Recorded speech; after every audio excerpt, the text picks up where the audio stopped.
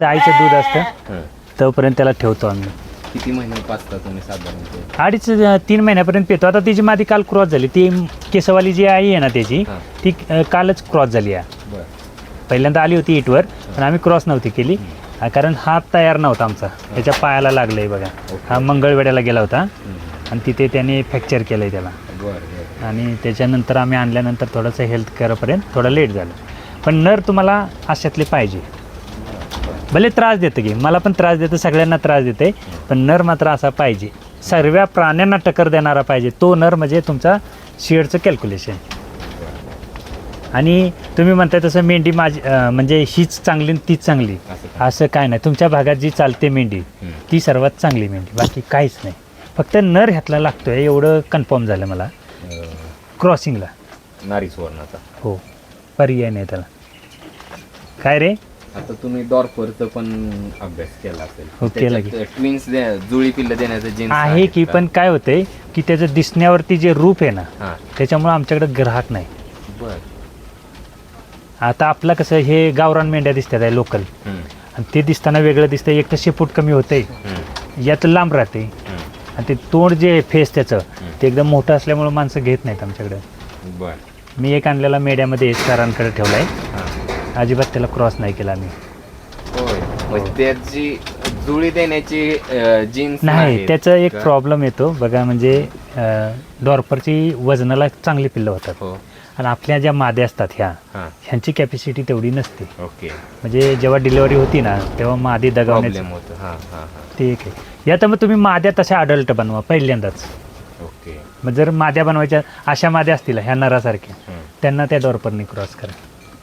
कारण ते पिल्लच जे आहे ना 4-4.25 किलोची पडतात. मग तो मादीला त्रास होतो, आणि मग तो त्रास नको असेल तर मग ह्या पद्धतीनं, म्हणजे 2 ऑप्शन. पाय बघा तो वरच धरतो. साधारण आता वजन वाढीचा ह्यांचा रेशिओ तुम्ही चेक केलाय का महिन्याला? हो, 10 किलो वाढतं 6 महिन्यापर्यंत. खरं इतकं फास्ट? हो. आता ती बघा की ही समोरच आहे, 50+ आहे जुळ्यातली. हा, ती केस कापलेली आहे. फक्त चारा तुम्ही काय करताय ना त्याच्यावरती ह्याचा रेशो देणार आहे तुम्हाला. चाऱ्यात बिघडलं ना आपलं की यांच्या वजनात बिघडलं. म्हणजे नक्की चाऱ्याचं गणित काय नक्की आम्हाला थोडं व्हायचं बारीक पावडर मध्ये झालं पाहिजे, असं एकदम मेश. हा, हे बघा की आता तुम्हाला काय वाटतं ह्याच्यात काय टाकलंय आम्ही, बस हा चारा झाला पाहिजे. तुम्ही किती देताय ते महत्व नाही, पण कसा देताय ह्याला महत्व आहे. बस एवढाच चाऱ्याचं झालं. आणि पिल्लानी माती नाही खाल्ली लहान की ते जसं मागे लागतोय ना तसं झाले पाहिजे. ते तुम्ही चारा बनवून ठेवता कसा? नाही, डेली. कारण हिरवा मका असतो आपला, आणि जेव्हा पावसाळा असतो तेव्हा सगळं रेडीमेड असतं आपलं. मुरगा दिला तर असा तरी चालतो, पण बारीक पाहिजे, मोठ्याच्या अपकटरचा नाही पाहिजे. असाच ते आपण जो केलाय ना एकदम छोटा बारीक तो मुर्गा, तसला मुर्गाच. हा, म्हणजे काय होतं जे स्लाइसवाले जे निघतं ना आपल्या चाप कटरमध्ये, कसं बटाट्याच्या ह्याच्या कट केल्यासारखं, आणि त्याला मक्याची कवर असतं वरनं, तसलं नाही पाहिजे. कारण ते ह्यांना खाता येत नाही ना लहान पिल्लांना, आणि हे त्यांना कळत नाही की काय आहे काय नाही, त्याच्यामुळे ही पिल्लं खातात. मुरगाच बॅग मध्ये हो, चालते की, ते भरून ठेवलं तरी चालेल. चालते की, त्याला काय नाही. मुरगासाचा काही विषयच नाही. उलट तू जेवढं बारीक करशील तेवढी त्यात हवा कमी राहणार. आता आणि आपले डॉक्टर सांगतात की हे बारीक केलं तर आतड्यात अडकतं, पण बाहेरच्या लोकांचा आपण अभ्यास केला पाहिजे. केनियासारखं किंवा साऊथ आफ्रिकावाले सारखं ते काय करतात तर बारीक पावडर फॉर्ममध्ये जास्त हे करतात चाऱ्याचं नियोजन. बरोबर. आणि आम्ही काय केलं, पुस्तकामध्ये आम्हाला माहिती आहे की मोठं जर बारीक असेल तर ह्यांना अडकतं. पण तुम्ही असं कोणी केलंय का, कोणाचे अडकलंय का, ह्याचं कारण काय? मला एक मित्र आहे, आपण चारा जेव्हा करतो का पावडर टाकतो, हां, ते टाकणे वगैरे आहे का नाही? पावडर मिनरल सगळं ह्याच्यातच, सगळं वेगळं काय देत नाही आम्ही. म्हणजे ह्यांना बॉटलनं काय ब्रोटॉन द्या किंवा कॅल्शियम द्या, तसलं काय नाही. जे काय तुम्हाला टाकायचं आहे ना ते ह्याच्यातच टाकायचं बस, बाकी ह्याला काय नाही. कारण काय झालं, मी यूट्यूब करतोय ना, मी सांगेन की तुम्ही ह्याला ब्रोटॉन ह्यानं पाजा, पण तुमच्या 500 प्राण्यांना तुम्ही पाजणार कसं? त्याचं काही बघा आहे ना, असं नर पाहिजे. बाकी तुमचं शेड जर नाचवायचं असेल तर नर तसा पाहिजे. तसं नाही पाहिजे, सगळंच पाहिजे अंगात. मारणारा असू द्या, तुम्हाला त्रास होऊ द्या, पण ते असं पाहिजेच. त्याच्याशिवाय तुमचं शेड असं नाचणार नाही. आता मी ज्यांना नर दिले ते माझ्याकडचं, ते आज पण मला सांगतात तुमचा नर लय मारतो पण पिल्लं चांगली येते. ते म्हणलं मारतो तर विका, पण नाही. आता मला विचारायचं होतं, हे जे पावडर फॉर्म मध्ये आपण करतोय ते हां. खाताना असं ठसाकत्यात का? भिजवायचं. आपण काय करतो, याला गुळाचं पाणी लावतो, म्हणजे उडलं नाही पाहिजे दुर्रा. हा, मग तेच म्हणलं असं खकाना झाल्यानंतर त्याच्या नाकात आपलं नाही कसं नाही, ते गेलं नाही पाहिजे. आता हे बघा ना, तुम्ही हात लावला कसं दिसतंय ते, तसं झालं पाहिजे. म्हणून तर मग हे जे आता उड्या मारते ते ना, ही तेच कारण सांगते ते की आम्हाला पहिल्यापासून चांगलं काय. मी सांगण्यापेक्षा त्यांनी सांगितलेलं सर्वात उत्तम असतं. आणि किती टक्के ओला आणि किती टक्के वाळला असा काही रेशो म्हणजे आहे? आहे ॲक्च्युली आपल्या लोकांना रेशो कोणालाच काय माहीत नसतो, पण जे बाहेरच्या देशातनी करतात ते 70% सुका चारा. बरं. ड्राय मॅटर जेवढं जास्त तेवढं प्राणी चांगले, जेवढा ओला चारा वाढू तेवढा प्राणी खराब.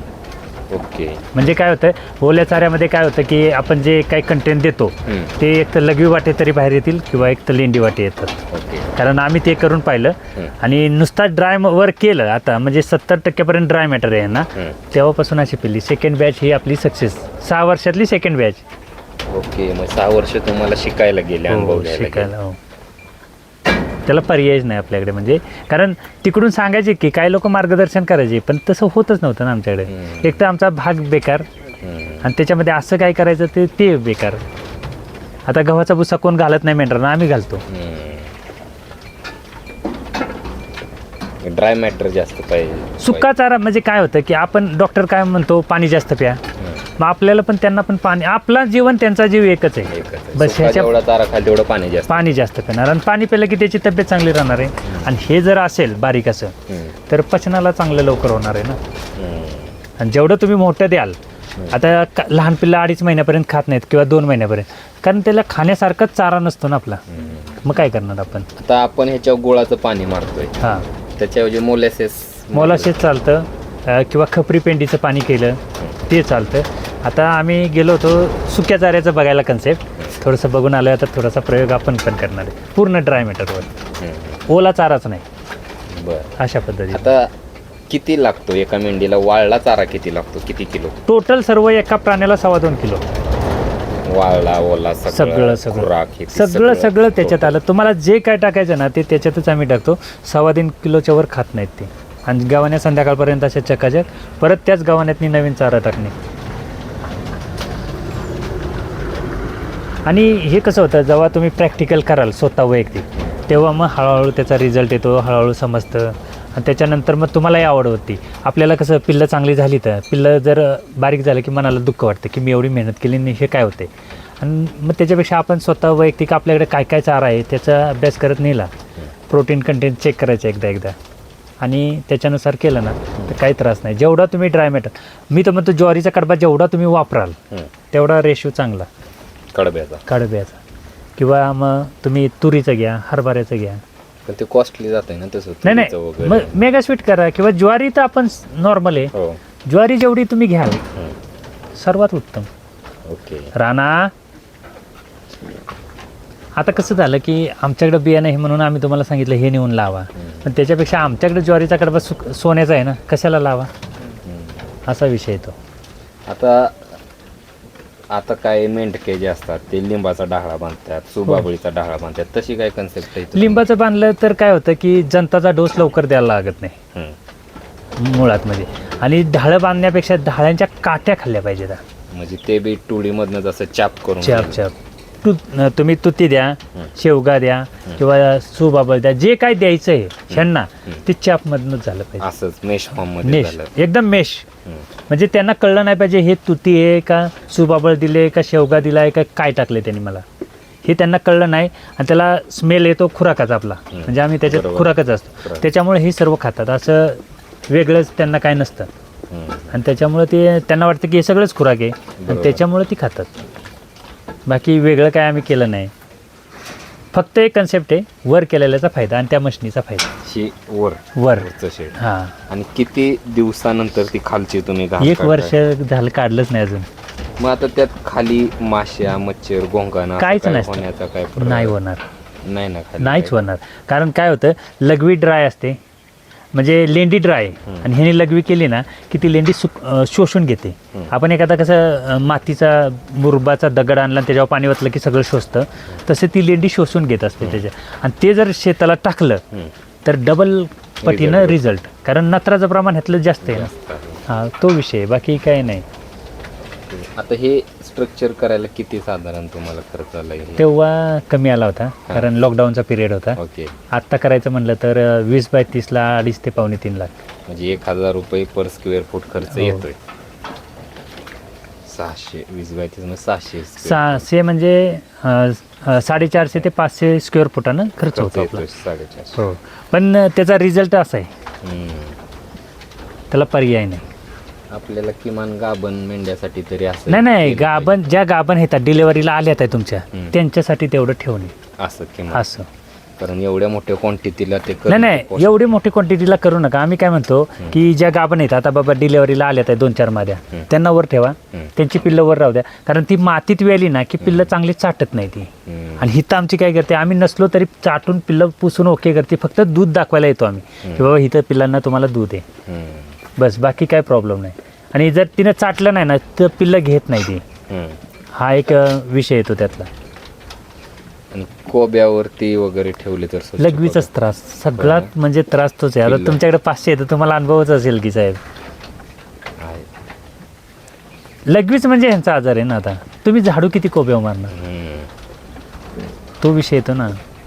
अमोनिया त्यातून जास्त प्रमाणात. मग तोच, आणि ही झोपताना ह्याची जी नाक आहे किंवा मान आहे ती एकदम जमिनीला लागून असते, आणि ते आता उष्ण वातावरणात त्याचं जास्त प्रमाण येतं. मग त्यांनी काय करणार. फक्त लहान पिल्लं तरी आणि जी काय डिलेवरीच्या माद्या येतात त्यांच्यासाठी तरी असं पाहिजे, त्याला पर्याय नाही. बाकी मग काही केलं तरी काय होत नाही. आणि स्टेप बाय स्टेप शिकायला भेटतं. तुमच्याकडे क्वांटिटी शिकायला तर तुम्हाला आमच्यापेक्षा जास्त आहे, त्याचं काही वेगळं नाही. फक्त कसं होतं की आम्हाला इथं सांगायला कोण नव्हतं ना, अशा डोंगरात काय होईल ह्याचा भरोसा नव्हता कोणाला. पण तुम्ही 6 वर्ष ह्याच्यावर कंटिन्यू अभ्यास करत आलाय. क्वांटिटी कमी असली तरी तुमची क्वालिटी आणि अभ्यास तगडा आहे. म्हणजे नाही, क्वालिटीचं काय आम्ही ब्रीड म्हणून क्वालिटी देत नाही, काय नाही. पण आम्ही सांगितलं ना, जर करायचं असेल आपलं थोडं का असू द्या, पण चांगल्या पद्धतीनं असावं. कारण आपण दिवसभर त्या जर शेडमध्ये झाडून हे सर्व करत बसलो किंवा ह्यांना टॉनिक बिनिक करत बसलो, आपण जगणार कधी. बरोबर. आता तुमचे 500 प्राण्यांना जर तुम्हाला वॅक्सिन करायचं किंवा ब्रोटॉन पाजायचं असेल, कधी पाजणार 500 प्राण्यांना तुम्ही. आणि रोज प्रोटॉन पाजायचं असेल तर मग किती दिवस किती करणार आपण त्याच्यातनं. मग त्याच्यापेक्षा हे जे काय आहे सर्व ह्या चाऱ्यामध्येच करणे. ह्यांना वेगळं खुराक नाही, वेगळं काय नाही, वेगळं कॅल्शियम नाही, काय नाही देत. ब्रोटॉन डेली देता की नाही, आठवडा? मागच्या वर्षी आणलंय एप्रिलमध्ये 5 लिटर, ते अजून चालू आहे. होय. मग ते कधीतरी हप्त्यातनं 1 दिवस फक्त. चारा मात्र असा चाऱ्यामध्ये चेंज नाही करत. कुठलाही चारा असू द्या, कसलीही गडबड असू द्या तुमची, म्हणतात मिनरल मिक्सचर्स वगैरे सगळं काय तुम्ही देऊ शकता. वापरता का? आम्ही नाही वापरत, नाही. क्वचित एखाद्या वेळी, कारण ह्याच्यात गुळ तर आहेच, मीठ तर आहेच, त्यातून मिनरल सगळंच आहे ना. आम्ही दवाखान्यातनं आणून करण्यापेक्षा आपलं माझ्या घरचं आहे ना तेच मी वापरेन. ह्याचा जेव्हा आम्ही अनुभव घेतला, कारण माझ्याकडे 80% मॉर्टिलिटी झालेले शेड आहे. हेच शेड 80% पिल्लं मेलेली आहेत. बरं. आणि आता ह्या बॅचला रिसेंटला किती तुमची? त्यातलं एक पिल्लं दगावलं, ते पण आम्ही खाली नेलं होतं म्हणून. म्हणजे त्याच्या नाळेला आमच्याकडे कानिट असतं, जळू बोलतात, ती चिकटलं आणि त्याचं रक्त पेलं आणि त्याच्यामध्ये इन्फेक्शन झालं. नाहीतर एकही पिल्लं दगावलं नाही. 3च्या 3 पण जीवन. खाली कशासाठी? आम्ही ऊन आलं 6 महिन्यात नाही आमच्याकडे, तर म्हटलं चला पिल्लांना अंगणामध्ये घेऊन जाऊया. ओके. आणि ते नेलं, त्याच्यामुळे तसं इन्फेक्शन झाला. बाकी ती अजिबात कुठली मॉर्टिलिटी नाही. आणि चाऱ्याचं नियोजन इथं असतं. आणि 3ऱ्या दिवसा पिल्लं झालं म्हणजे 3 दिवसाचं की आम्ही त्याला सोयाबीनची पावडर किंवा ते गोळीपेंड असते ना त्याची पावडर ती चाटवतो त्याला. बरं. आणि त्याचं दुधाकडचं जे मॅटर आहे ना ते इकडे येतं, म्हणजे दुधापासून वळून ते खाद्याकडे येतं. आणि 14-15 दिवसाचं झालं की असं खायला सुरुवात करतं. बस असा विषय, बाकी काय नाही. आम्ही कधी पाणी पिता आम्ही बघत नाही, किंवा कधी चारा खाताय ते पण बघत नाही आम्ही, काय त्याच्याशी नाही गेलं. आता ह्या बॅचला पिल्ले किती जन्माला आलती तुमची? टोटल 17 होती. 17 मध्ये फक्त एक एक मॉर्टॅलिटी झाली, आणि प्रत्येकीला दोघींना 3 झाली. बर.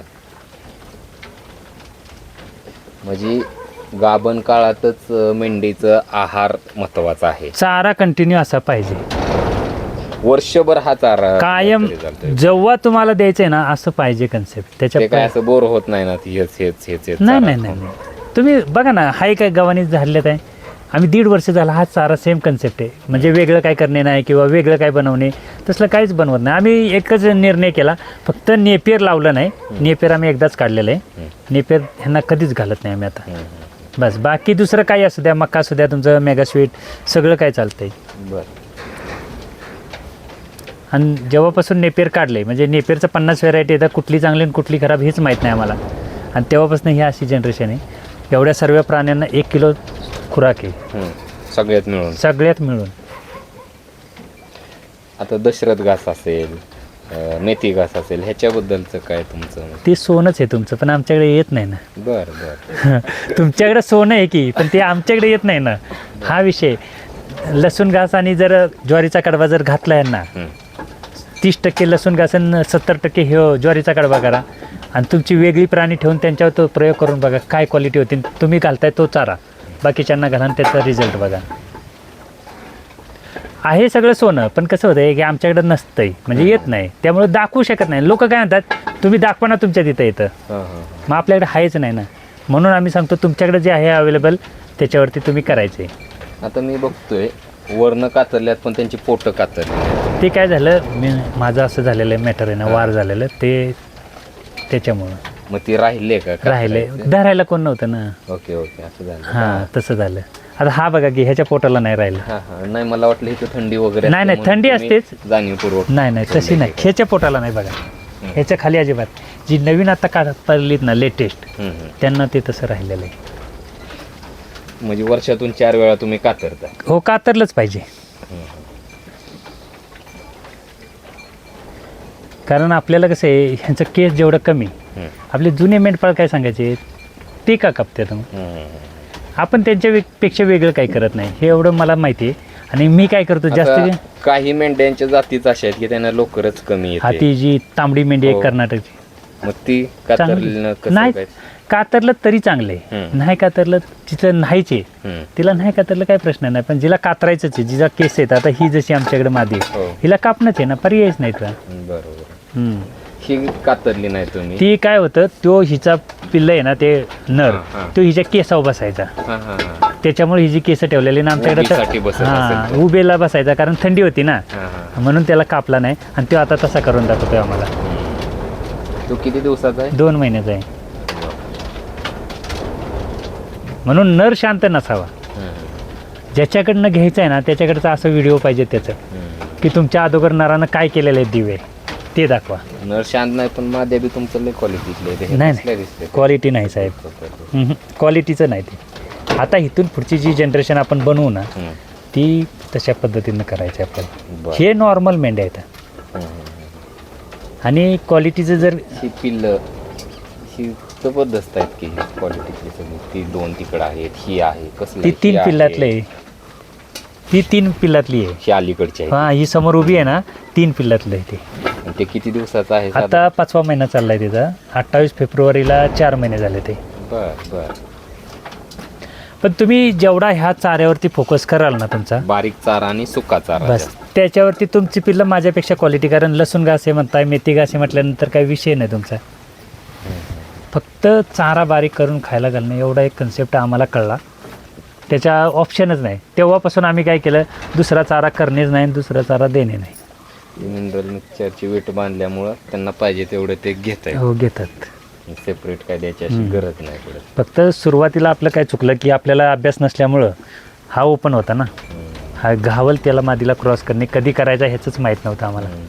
त्याच्यामुळं माद्या लहान राहिल्या होत्या, म्हणून आम्ही ते स्ट्रक्चर जे आहे ते तसंच ठेवलं.